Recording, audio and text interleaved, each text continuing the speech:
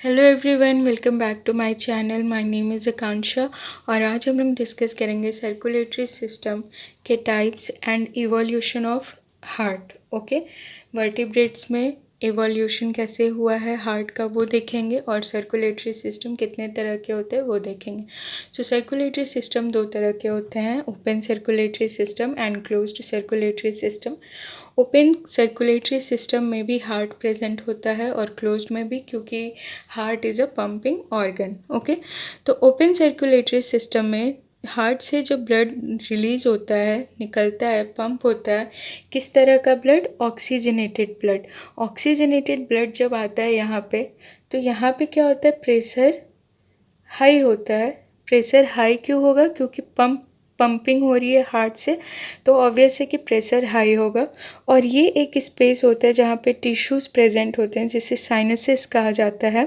इस स्पेस में आके जो ब्लड वेसल्स हैं वो खुल जाते हैं, ओपन होते हैं, तो ब्लड यहाँ से पंप होता है और सीधे आके इस स्पेस में रिलीज़ हो जाता है। फिर जो सेल्स हैं, जो टिश्यूज़ हैं, आप कहोगे तो आपको ऐसा लगेगा कि वो ब्लड में बात कर रहे हैं और यहाँ पे गैसेस का एक्सचेंज होता है। उसके बाद मतलब गैसेस का एक्सचेंज कैसे होगा? यहाँ ऑक्सीजन दिया जाएगा सेल्स को और कार्बन डाइऑक्साइड लिया जाएगा। उसके बाद जो डीऑक्सीजनेटेड ब्लड है वो हार्ट तक पहुँचाया जाता है। आप बताओ यहाँ पे प्रेशर लो होगा कि हाई? यहाँ पे प्रेशर लो होगा। क्यों? क्योंकि यहाँ पे कोई पंपिंग ऑर्गन नहीं है, ब्लड अपने बल से जा रहा है, तो प्रेशर यहाँ पे क्या होगा? लो। ओपन सर्कुलेटरी सिस्टम प्रेजेंट्स होता है किस में? आप बताओ। ओपन सर्कुलेटरी सिस्टम जो है वो प्रेजेंट होता है आर्थ्रोपोड्स में और मोलस्कन्स में। ठीक है। ओपन सर्कुलेटरी सिस्टम जिन ऑर्गेनिजम्स में भी होता है वो बहुत ही स्लगिश होते हैं, क्योंकि ये प्रोसेस स्लो है, यहाँ पे स्पीड घट जाती है। इंसेक्ट को अगर आप छोड़ दें तो मोलस्कन्स आपको स्लगिश ही दिखेंगे। ठीक है।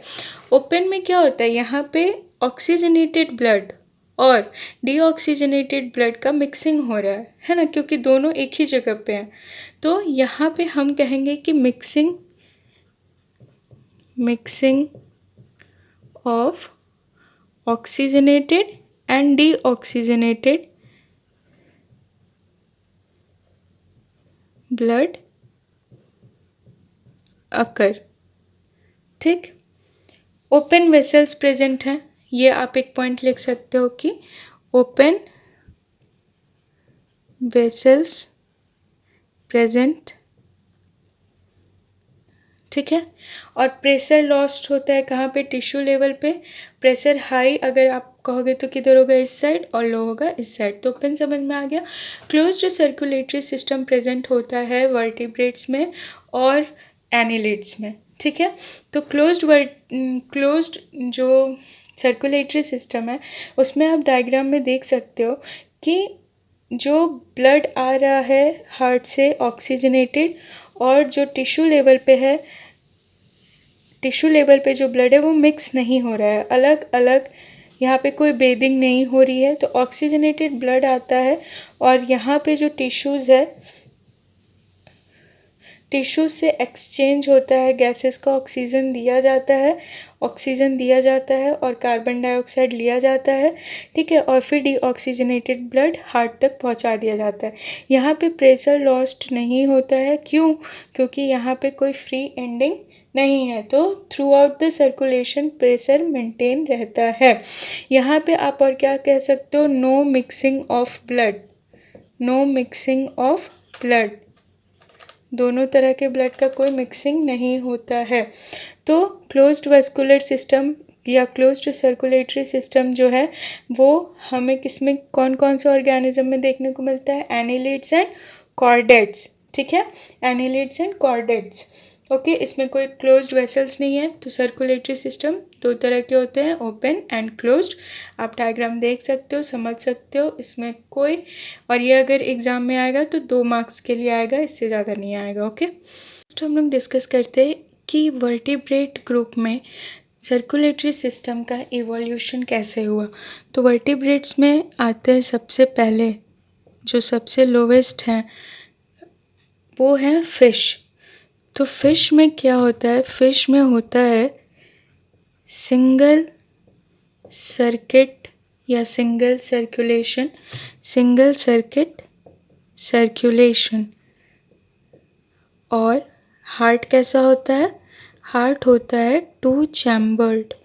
इसको भी हम लोग डिस्कस करेंगे। तो हार्ट होता है फिश के पास टू चैम्बर्ड और सिंगल सर्कुलेशन होता है। फिश ने थोड़ा सा इवॉल्व किया और यहाँ पे इवोल्यूशन में लंग फिशेस जो हैं वो आ गई और इनके पास भी थ्री चैम्बर्ड हार्ट डेवलप हो गया। तो फिश के बाद सेकंड नंबर पे कौन है? एम्फीबियंस।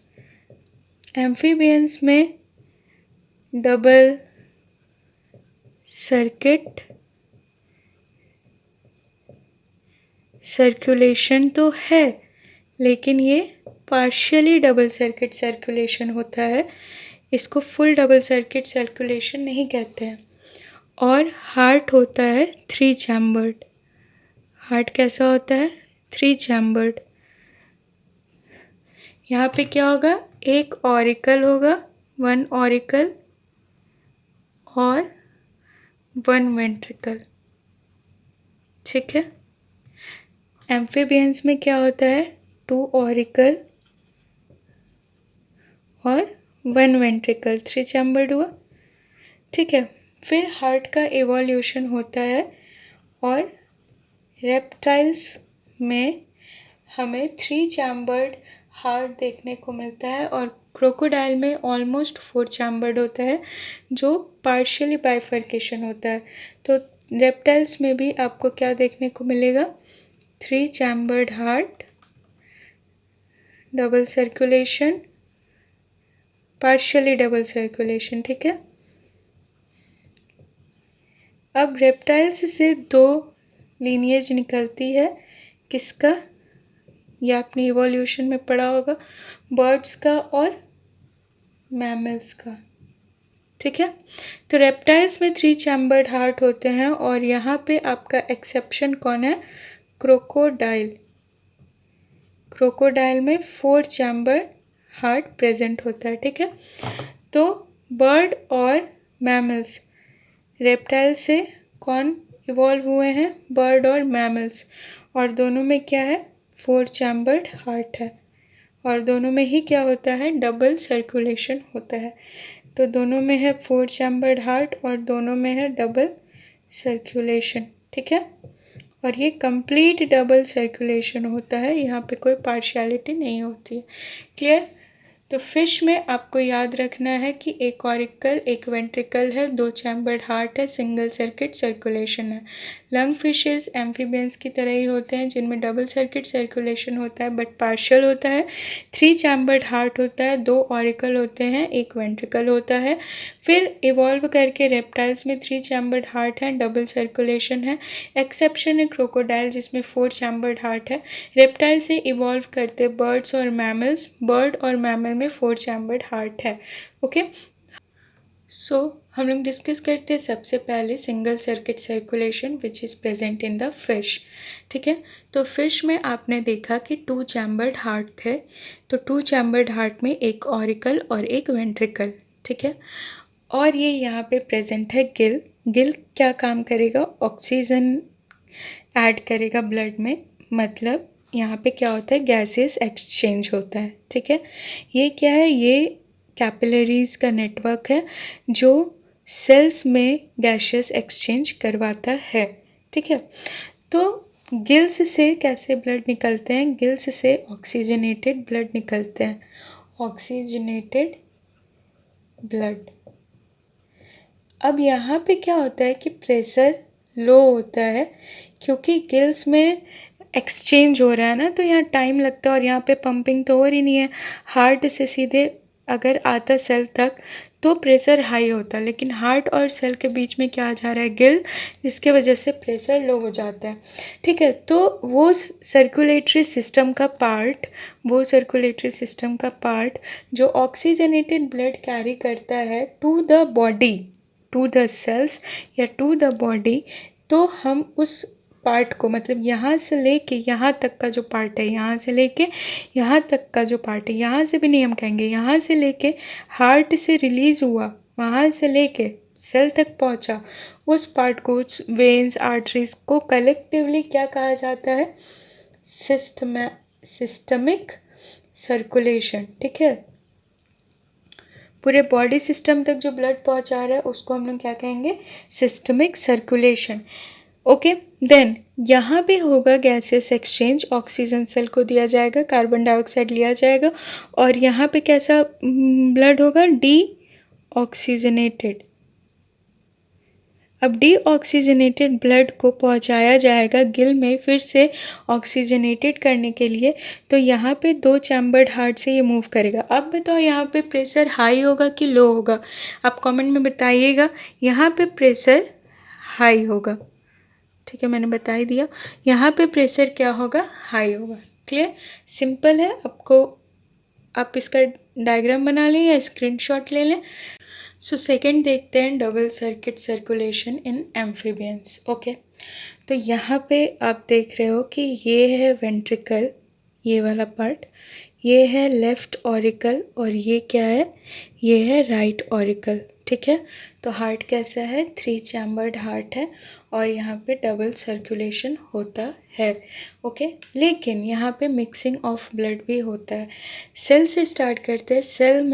सेल अपना CO2 देता है कैपिलरीज को, और यहाँ से जब ब्लड है वो जाती है कहाँ? राइट ऑरिकल के पास।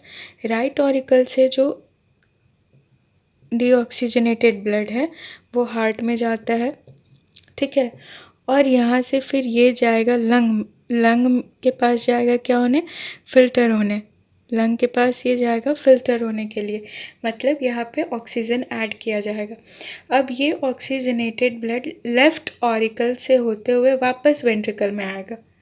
ठीक है, तो यहाँ पे जो ऑक्सीजनेटेड ब्लड है, सॉरी, यहाँ पे ये डीऑक्सीजनेटेड ब्लड था, और ये डीऑक्सीजनेटेड ब्लड क्या हो गया? अब ऑक्सीजनेटेड हो गया। यहाँ पे क्या हो गया? ऑक्सीजनेटेड हो गया। आप देख सकते हो कि ये ऑक्सीजनेटेड हो गया। लंग से बाहर आया तो क्या हो गया? ऑक्सीजन ऐड हो गया। अब यहाँ से जो लेफ्ट ऑरिकल से जो ऑक्सीजनेटेड ब्लड आया है वो भी वेंट्रिकल में है, और जो सेल्स से राइट ऑरिकल से होते हुए डीऑक्सीजनेटेड ब्लड आया वो भी वेंट्रिकल में है। तो एम्फीबियंस में मिक्सिंग ऑफ ब्लड देखा गया है। ठीक है, एम्फीबियंस में मिक्सिंग ऑफ ब्लड देखा गया है कि राइट ऑरिकल से जो डीऑक्सीजनेटेड ब्लड आता है वो भी वेंट्रिकल में ही आता है, और लंग से प्यूरिफाई होके जो लेफ्ट ऑरिकल से ऑक्सीजनेटेड ब्लड आता है वो भी वेंट्रिकल में ही आता है। ये जो पल्मोनरी सर्कुलेशन हुआ था यहाँ पे लंग से कहाँ आया था? लेफ्ट ऑरिकल में और वेंट्रिकल में, तो इसको हम लोग कहेंगे पल्मोनरी सर्कुलेशन। ठीक है, पल्मोनरी वर्ड किससे रिलेटेड है? लंग से रिलेटेड है। ओके, अब यहाँ पे जो मिक्स्ड ब्लड है वो सर्कुलेट होगा बॉडी में। बॉडी में कैसा ब्लड सर्कुलेट होगा? ऑक्सीजनेटेड भी होगा और डीऑक्सीजनेटेड ब्लड भी होगा। क्लियर? तो ऑक्सीजनेटेड ब्लड और डीऑक्सीजनेटेड ब्लड जो है वो दोनों क्या होते हैं? सेल्स के पास जाते हैं। समझ में आया? अभी मैं फिर से बताती हूँ। देखो, सेल से जो कार्बन डाइऑक्साइड वाला है वो कैपिलरीज में जाता है, उसके बाद डीऑक्सीजनेटेड ब्लड राइट ऑरिकल में जाता है, राइट ऑरिकल से वेंट्रिकल में जाता है। क्लियर? वेंट्रिकल से डीऑक्सीजनेटेड ब्लड जाएगा लंग के पास, और लंग में ये प्यूरिफाई होके ऑक्सीजनेटेड हो जाएगा, और ऑक्सीजनेटेड ब्लड लेफ्ट ऑरिकल से होते हुए वापस वेंट्रिकल में आएगा। तो एक ही वेंट्रिकल है और यहाँ पे कोई बाइफर्केशन नहीं है, तो ऑक्सीजनेटेड ब्लड और डीऑक्सीजनेटेड ब्लड दोनों मिक्स हो जाते हैं, और ये दोनों मिक्स्ड ब्लड जो हैं वो बॉडी में सर्कुलेट होते हैं। तो यहाँ पे मिक्सिंग ऑफ ब्लड होता है।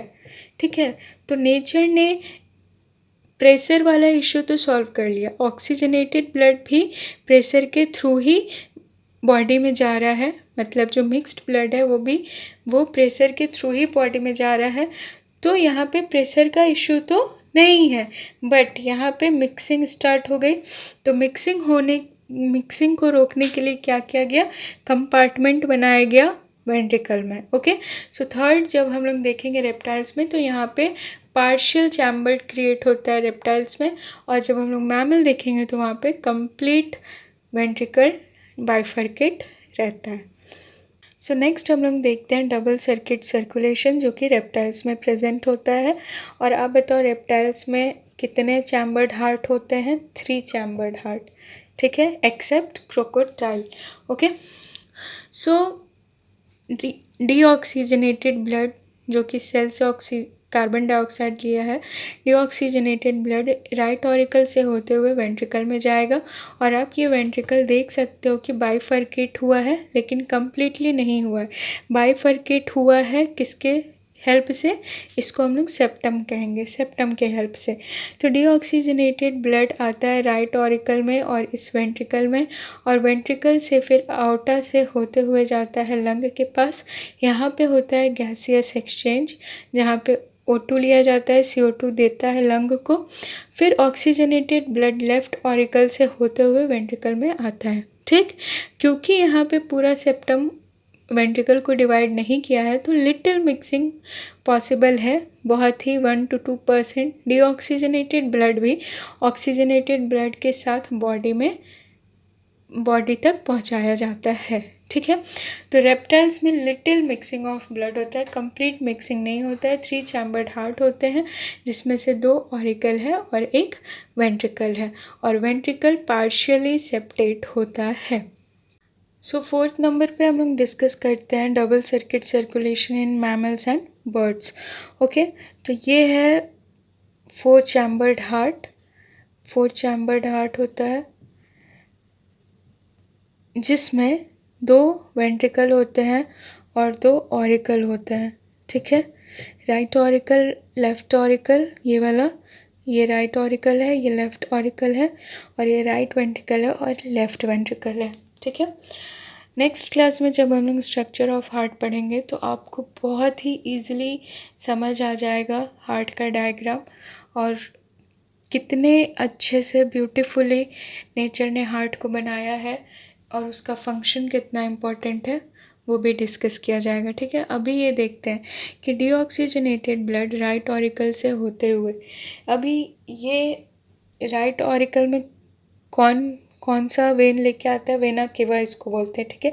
इन्फीरियर वेना केवा भी होता है और सुपेरियर वेना केवा भी होता है। तो वेना केवा राइट ऑरिकल में लेके आता है डीऑक्सीजनेटेड ब्लड, जो कि राइट वेंट्रिकल में गिरता है, ठीक है। तो डीऑक्सीजनेटेड ब्लड आता है राइट ऑरिकल में और राइट वेंट्रिकल में जाता है। उसके बाद ये जाता है लंग में, ठीक है। लंग में किसके थ्रू जाएगा? लंग में जाएगा पल्मोनरी आर्टरी के थ्रू। तो आपको आर्टरीज याद रखने की जरूरत नहीं, अभी आप सर्कुलेशन देखो। लंग में जाएगा पल्मोनरी आर्टरी के थ्रू, और यहाँ पे ऑक्सीजनेटेड होके ये ब्लड वापस आएगा हार्ट में, इसलिए डबल सर्कुलेशन है।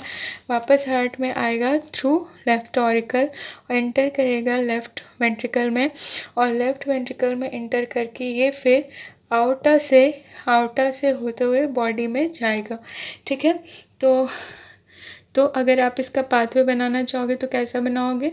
ये जो भी है, क्या इसको कहेंगे? Superior vena cava, inferior vena cava. ये सुपेरियर वेना केवा है, ये इन्फीरियर वेना केवा है।